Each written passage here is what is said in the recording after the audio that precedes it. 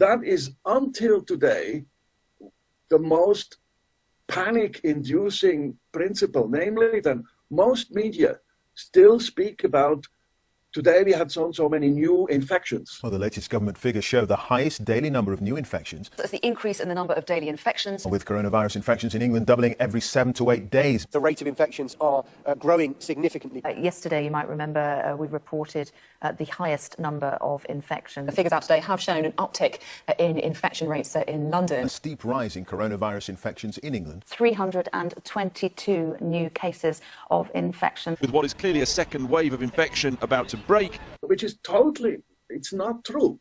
A virus, it's a particle. It goes to everybody. So if somebody is immune, the virus also goes into this body.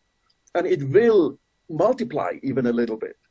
But if you're immune, you attack the virus first with antibodies. And you make immediately debris. The virus is destroyed. You have only parts of the virus around in your tissue. If you make a swab, or in your blood, if you go and test you will find this debris, and part of the debris will be nucleic acids, RNA.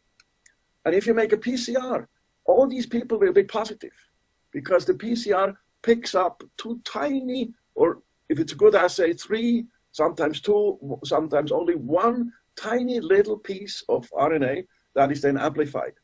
And this assay cannot tell you whether you had the virus or you just had some dead chunk of the virus, which still gives you a positive result. So corona positive with a PCR, it tells you only a little tiny bit of DNA, of RNA, nucleic acid was there, but it doesn't tell you whether it was the virus complete or even a virulent, meaning a virus that can really make you sick.